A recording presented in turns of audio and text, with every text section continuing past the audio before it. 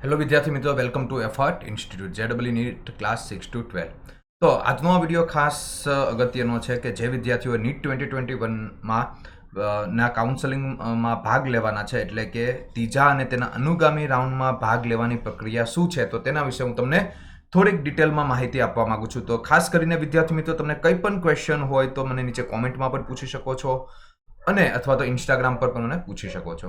હવે ત્રીજા અને અનુગામી રાઉન્ડમાં ભાગ લેવા માટેની પ્રક્રિયા એમાં અહીંયા આપેલું છે કે એસીપીયુ જીએમઈસીના મેરિટ લિસ્ટમાં સમાવિષ્ટ બધા ઉમેદવારો તેમને અગાઉના રાઉન્ડની પ્રવેશ સ્થિતિને ધ્યાનમાં લીધા વિના ત્રીજા અને ત્યારબાદના રાઉન્ડમાં ભાગ લઈ શકશે. એટલે એનો મતલબ કે જે એસીપીયુ જીએમઈસીના મેરિટ લિસ્ટમાં જે પણ વિદ્યાર્થીઓનું નામ આવેલું હોય તે ભાગ લઈ શકશે. પછી તેને અગાઉના રાઉન્ડમાં પ્રવેશ લીધો હોય તો એ ભલે કે ન પણ લીધેલો હોય, બરોબર, એનું કોઈ બાબત ધ્યાનમાં લેવામાં આવશે નહીં.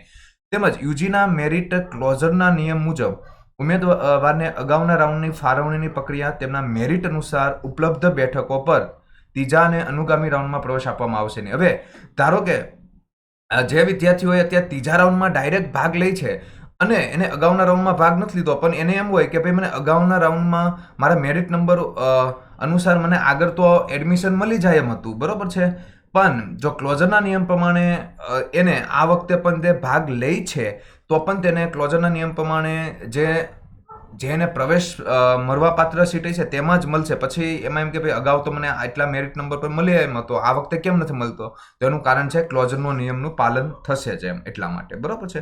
જો કોઈ ઉમેદવાર એસીપીયુ જીએમઈસીના અગાઉના રાઉન્ડમાં ભાગ લેતો નથી, તેમ છતાં ઉમેદવારને અગાઉના રાઉન્ડની ફાળવણીની પ્રક્રિયા તેમના મેરિટ અનુસાર ઉપલબ્ધ બેઠકો પર ત્રીજા અને અનુગામી રાઉન્ડમાં પ્રવેશ આપવામાં આવશે. મેં હમણાં સમજાવ્યું તે પ્રમાણે, બરોબર છે, કે પહેલા અને બીજા રાઉન્ડમાં એને ભાગ નથી લીધો, પણ પહેલા અને બીજા રાઉન્ડમાં મેરિટ પ્રમાણે જે કોલેજમાં એને એડમિશન મળે એમ હતું, બરોબર છે, તો તેને એ જ કોલેજમાં આ વખતે એડમિશન મળશે નહીં.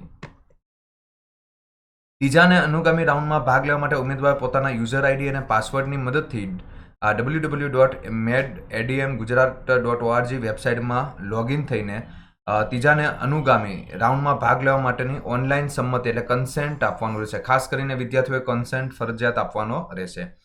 તેમજ અગાઉના રાઉન્ડમાં પ્રવેશમાં ફાળવેલ ઉમેદવાર જો ત્રીજા અને અનુગામી રાઉન્ડમાં ભાગ લેવા માટેની ઓનલાઈન સંમતિ આપે એટલે કન્સેન્ટ આપે છે અને તેને નવી બેઠકની ફાળવણી થાય છે. હવે ધારો કે એને કન્સેન્ટ આપી દીધું, હવે કોઈ નવી કોલેજમાં એને સીટ મળે છે, તો જેને અગાઉના રાઉન્ડમાં જે પણ ફાળવવામાં આવેલ જે પણ પ્રવેશ છે એ ઓટોમેટિક રદ થઈ જશે. એટલે ખાસ વિદ્યાર્થી મિત્રો કે ત્રીજા રાઉન્ડમાં તમે ભાગ ત્યારે જ લેવાનો છે કે તમને એ જ કોલેજ તમારે પહેલાં નાખવાની છે, એટલી જ કોલેજ કે તમારે એમાં 100% એ જ કોલેજમાં એડમિશન લેવું હોય તો ખાલી અખતરો કે ખાતરી કરવા માટે ત્રીજા રાઉન્ડમાં ભાગ લેવો નહીં. તમને ખબર છે કે ભાઈ ચાલો મને જીએમસી સુરતમાં જ મારે રહેવું છે, મને એડમિશન મળી જ ચૂક્યું છે, મારે બીજી કોઈ કોલેજમાં જવું નથી, પણ તમે 90% અહીંયા જ રહેવાનું હોય છે, પછી તમે ભાગ લ્યો છો અને ધારો કે તમને વડોદરા કોલેજમાં એડમિશન મળે છે તો તમારો આ પ્રવેશ રદ થઈ જશે. પછી કોઈ પણ સંજોગોમાં પાછું સુરતમાં તમને પ્રવેશ મળી શકશે નહીં. એટલે ખાસ આ વસ્તુ યાદ રાખજો, બરોબર છે. હા, તમને 100% સંતુષ્ટ હોય તો કોઈ ત્રીજા રાઉન્ડમાં ભાગ લેવાની જરૂર નથી.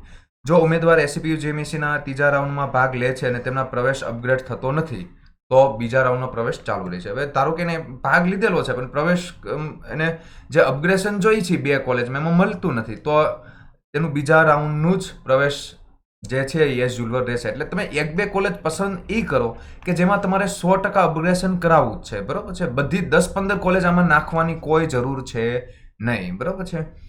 પછી ઉમેદવાર જેને ત્રીજા રાઉન્ડમાં કે ત્યારબાદના રાઉન્ડમાં ભાગ લે અથવા ભાગ લેતો નથી કે જેના અગાઉના રાઉન્ડમાં તે જ કોલેજના એડમિશનમાં માત્ર એડમિશન કેટેગરીમાં ફેરફાર થાય, બરોબર છે. એટલે કે એસટી, એસસી, એસસીબીસી, ઈડબ્લ્યુએસનું પહેલાં એને ઈડબ્લ્યુએસ કેટેગરીમાં લીધું હોય, પછી રાઉન્ડમાં જનરલ કેટેગરીમાં અથવા દિવ્યાંગ બેઠકનું દિવ્યાંગ સિવાયની બેઠકમાં અથવા કોટામાં ફેરફાર થાય, જેમ કે જનરલ કોટાનું લોકલ કોટામાં થાય છે, જેમ કે NHL અને સ્વીમેર જેવી કોલેજ માટે, તો એલોટમેન્ટ અપગ્રેડ થાય છે તેવા ઉમેદવારે એડમિશન કન્ફર્મ કરવા માટે હેલ્પ સેન્ટર જવાની જરૂર નથી. એટલે કે આમાં જો ચેન્જીસ થતો હોય તો એને હેલ્પ સેન્ટર પર જવાની કોઈ જરૂર છે નહીં. બીજી વસ્તુ, કન્સેન્ટ કઈ રીતે આપવાનું, તો ચોઇસ ડિટેલ ઉપર તમારે ક્લિક કરવાનું છે. પહેલાં તમે યુઝર આઈડીમાં દ્વારા તમે પાસવર્ડ દ્વારા લોગિન કરો, પછી અહીંયા અવેલેબલ ચોઇસ હોય છે, કન્સેન્ટ એન્ડ ફિલ ચોઇસ હોય છે અને પ્રિન્ટ ફિલેટ ચોઇસ. તો તમારે પહેલાં અહીંયા કન્સેન્ટ એન્ડ ફિલ ચોઇસ ઉપર તમારે ક્લિક કરવાનું છે. તો જેવું તમે ક્લિક કરશો એ રીતનું આ તમને બતાવશે. આ રીતનો પોપઅપ ખુલશે, important instruction for the third round. એમાં એ લખેલું છે, જો તમે તમારા અગાઉના રાઉન્ડમાં મળેલ પ્રવેશથી સંતુષ્ટ હોય તો આ રાઉન્ડમાં ભાગ લેવાની જરૂર નથી. બરોબર છે. હવે આ બધી તમે સૂચનાઓ તમારે વાંચી લેવાની છે. પછી જો તમને સ્વીકાર્ય હોય તો અહીંયા આઈ એક્સેપ્ટ ઉપર આ રીતે ક્લિક કરવાનું છે, એટલે બ્લુ બટન અહીંયા આવી જશે. પછી પ્રોસીડ ઉપર તમે ક્લિક કરશો એટલે તમે ભાગ લઈ શકશો. પછી તમારે ચોઇસ ફિલિંગ કરવાની છે. ખાસ કરીને ચોઇસ ફિલિંગ કરો તો એની પ્રિન્ટ આઉટ ખાસ ચેક કરી લેવાની છે. બરોબર છે. મને ક્યાં એડમિશન મળ્યું છે, કેટલી ફીસ છે, કારણ કે પછી કોઈ ચેન્જીસ થશે નહીં. તો ઓકે વિદ્યાર્થી મિત્રો, ખાસ કરીને ઘણા બધા વિદ્યાર્થીઓને થર્ડ રાઉન્ડમાં પણ મનગમતી કોલેજ મળતી નથી, અને જે વિદ્યાર્થીઓ તેમજ નીટ 2022ની તૈયારી કરે છે તો એના માટે અમે નીટ 2022નો ક્રેશ કોર્સ લઈને આવેલા છે. એમાં ઓછા સમયમાં બધા જ વિષયનું સંપૂર્ણ રિવિઝન કરાવવાનું છે, તેમજ નીટની પરીક્ષામાં પૂછાયેલા મોસ્ટ આઈએમપી કોન્સેપ્ટ એ પણ શોર્ટકટ ટ્રીક અને ટિપ્સથી અને જે ફાસ્ટ કેલ્ક્યુલેશનથી અમે MCQ એને સોલ્વ કરવામાં આવશું. PYQ પણ અમે શોર્ટ ટ્રીકથી કરાવશું, તેમજ MCQ પણ અમે શોર્ટકટ ટ્રીકથી કરાવીશું, તેમજ નિયમિત ફૂલ ટેસ્ટ રહી છે. તો ખાસ કરીને અમે 3 દિવસનો ડેમો ક્લાસ તમારે રાખવાનું છે, જેમાં એક્સપર્ટ ફેકલ્ટી જેમ કે NITની ફેકલ્ટીઝ તમને ભણાવશે, અને ઓછા સમયમાં ધોરણ 11 અને 12નું ફિઝિક્સ, કેમેસ્ટ્રી અને બાયોલોજી જેવા સબ્જેક્ટનું સંપૂર્ણ રિવિઝન કરાવી દેવામાં આવશે. તો ખાસ કરીને જે વિદ્યાર્થીઓ વધુ જાણવા માગે છે અથવા ડેમો ક્લાસ ભરવા માગે છે તો આ નીચે ડિસ્ક્રિપ્શનમાં આપેલી લિંક ઉપર ક્લિક કરીને વધુ માહિતી મેળવી શકે છે, અથવા તો આ નંબર ઉપર કોલ કરો કે વોટ્સઅપ પણ તમે કરી શકો છો. તો ઓકે વિદ્યાર્થી મિત્રો, તો ખાસ કરીને આ વિડીયો તમને ઘણો યુઝફુલ થયેલો હોય છે, તો ખાસ કરીને તે લાઇક કરો, તેમજ વધુને વધુ તમારા મિત્રોને શેર કરો, તેમજ આ ચેનલને સબસ્ક્રાઇબ કરો.